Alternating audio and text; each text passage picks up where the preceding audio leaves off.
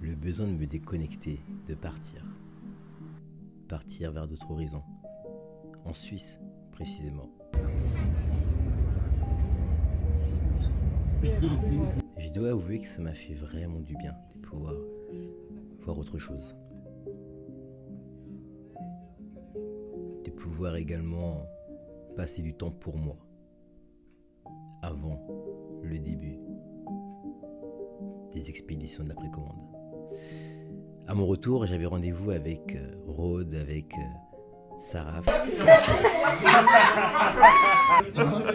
Et puis d'autres personnes que j'ai rencontrées lors d'un dîner. C'était extrêmement enrichissant. On a bien rigolé, on a bien mangé. C'était puissant parce que c'était un restaurant spécialité sénégalaise. Et j'ai pris du tiep, puis des haloco, parce que je mange pas de poisson, de viande, quoique je dois avouer ces derniers temps avoir eu quelques écarts. Et c'est vrai que quand j'ai reçu le plat, voilà, ça parle de... il part de lui-même. Il n'y a que les haloco et le tiep, donc c'était assez marrant de voir ça. Il chante mon frère, il a dit c'est incroyable. Oh, bon appétit hein. Bon appétit.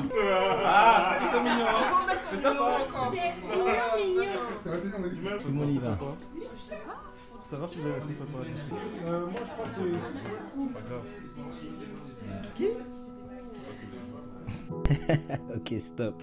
Bon, c'est important d'expliquer un peu la scène. En fait, Rhodes, il était dans ce qu'on appelle un gen. Chez nous, on dit ça. Hein, ça vient du... Vous connaissez un peu, si vous avez regardé Naruto, Genjutsu. Bon, il était dans une situation un peu embarrassante parce que il avait plus le nom de la sœur. Et donc, du coup, moi, j'ai fait exprès de me dire qui pour pull up ça encore. Et du coup, il savait au moment où j'ai dit qui, il regardait sa tête, il savait qu'il était dans le jus. Bref, je vous laisse regarder la scène, mais c'était marrant, c'était marrant.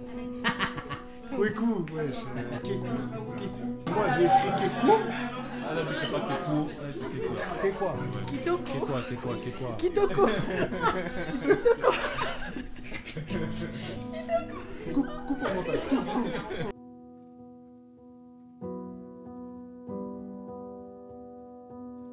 Dernier mot.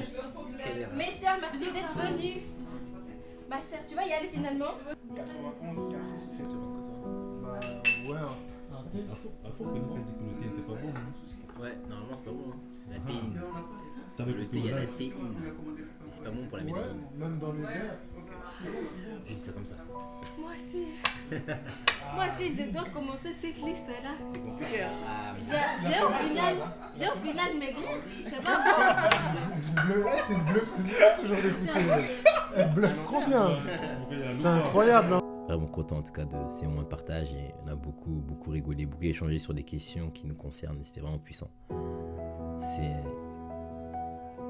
ces moments-là où tu te rends compte que la communauté et que ce qu'on fait, ça a beaucoup plus de sens qu'on ne le croit quand on échange des idées avec des personnes qui sont alignées avec les mêmes valeurs que soi.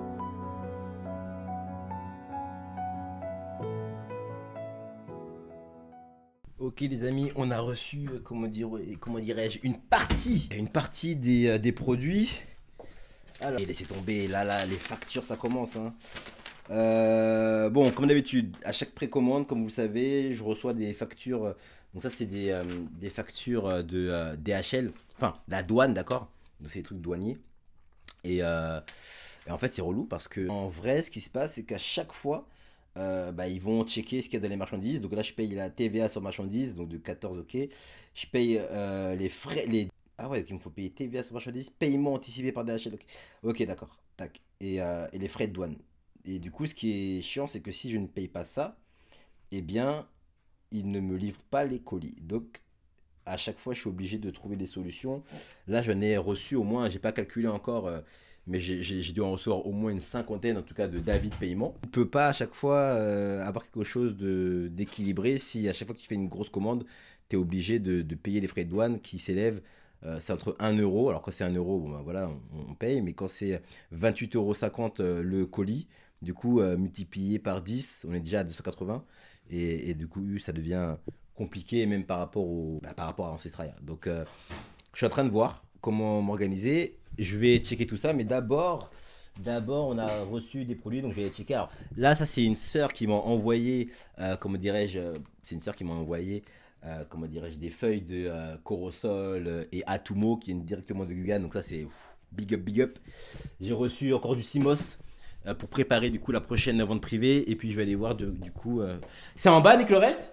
Oui. Ok. Je vais aller voir le reste tout de suite.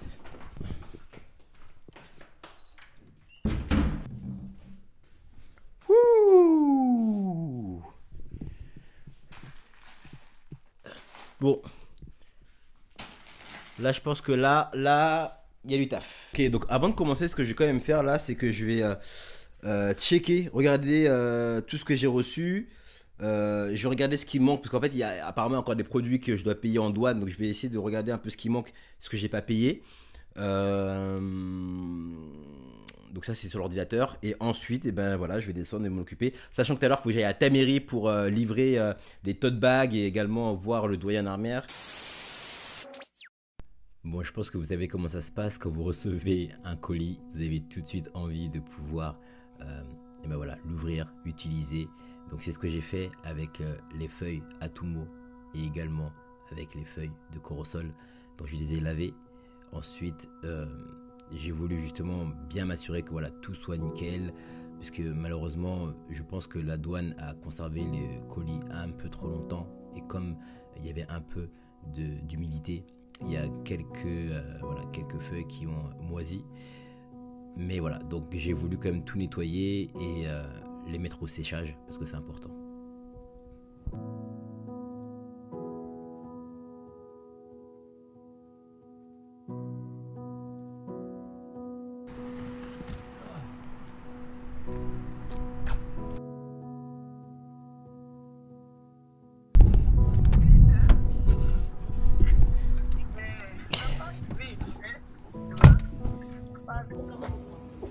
Ah, ça a pris des livres de monsieur, là, ça a pris des livres.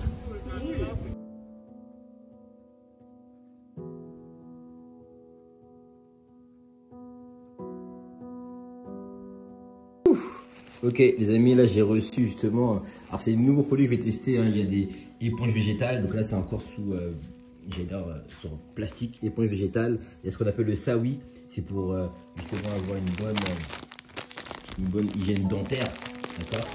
Et donc voilà, là je vais justement découvrir tout ça, je suis extrêmement pressé. Ok, là maintenant que j'ai commencé une bonne partie à la Tassamina, je vais commander parce que j'ai pas assez de bocaux en verre. Quoi?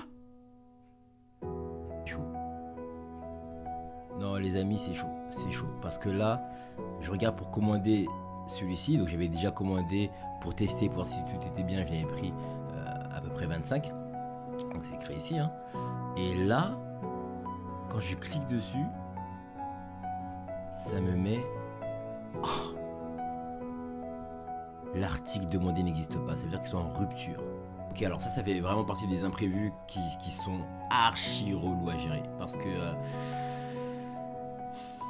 bah moi j'ai pris en compte, enfin je suis parti du principe qu'ils allaient avoir du stock tout le temps, et alors en fait je suis en galère parce que j'ai pas de pot, sachant que j'ai reçu les produits, donc il faut absolument que je, enfin ouah, non, je sais même pas comment je vais faire.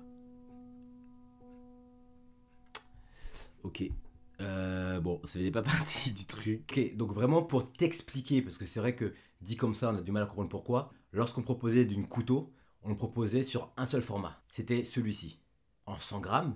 Et c'est là-dessus qu'on a démarré du coup l'activité. Aujourd'hui, lorsqu'on propose une couteau, on propose en deux formats. Et l'idée, c'était vraiment de proposer en 100 grammes et en 250 grammes. Tu vois la différence? Donc en fait, ce qui se passe, c'est que j'avais l'habitude de recevoir ces bocaux-là. Donc ça, c'est ok, je sais que je peux en recommander. Par contre, celui-ci, où du coup c'est la première fois, moi j'en avais commandé 25 pour tester, pour pouvoir justement voir si j'arrive bien à mettre les 250 grammes dans ce bocal et également de voir comment ça rendait. Sauf que là maintenant je me retrouve en galère puisqu'il n'y en a plus. Donc là je suis en train de checker, regarder, voir si je peux trouver une solution, parce que là si je trouve pas de solution, sachant qu'on a déjà reçu les produits, sachant que bah voilà, les membres de la communauté attendent, chaque minute compte. Chaque seconde compte et là faut vraiment être super réactif, donc ouais c'est c'est challengeant. Je vais déposer ça là. Bon, attends, parce que c'est chaud.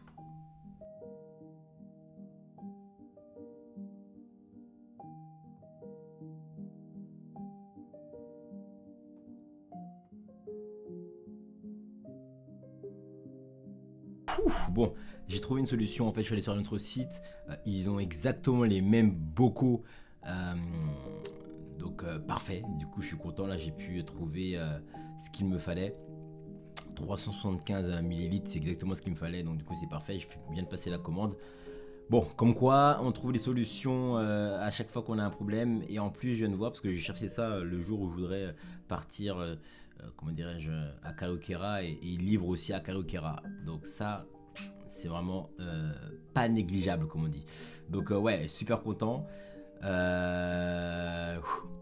Enfin une bonne chose.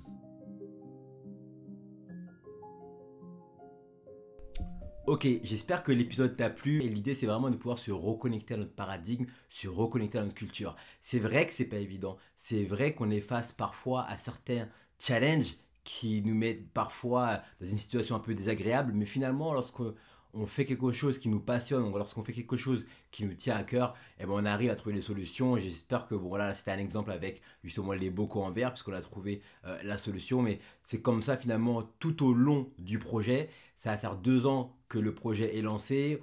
Étape par étape, on commence à mieux se structurer, à mieux apprendre.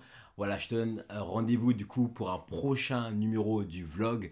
L'idée, comme tu le sais, c'est de pouvoir montrer un peu ce qui se passe en intimité, à travers Ancestraya, à travers finalement ce projet qui finalement anime maintenant ma vie depuis 2 ans. J'espère que ça peut donner de la force, j'espère que ça peut également donner envie à celles et ceux qui ont cette idée de vouloir lancer un projet, de vouloir se réaligner à notre paradigme et qui ne savent pas encore comment, ou peut-être qui ont peur de se lancer, ou peut-être qui se demandent par où commencer. Et ben voilà, je te montre tout à travers cette vidéo, on reste connecté. Si tu veux suivre l'aventure ailleurs que sur YouTube, on est également sur Instagram, Ancestraya, tu trouveras, je mettrai toutes les informations directement sur la vidéo ici et également en lien de description. Et si tu souhaites participer justement comme la communauté aux précommandes ou aux ventes privées, et bien tu auras toutes les informations en lien de description dans la vidéo tout en bas.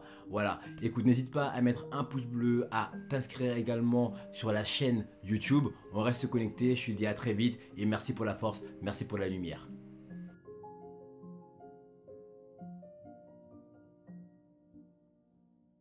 Ok, donc normalement dans le prochain épisode, bon je te spoil un peu vite fait, mais il va y avoir une annonce importante par rapport à Ancestraya qui va être faite. Normalement c'est dans le prochain, peut-être celui d'après, bon on verra.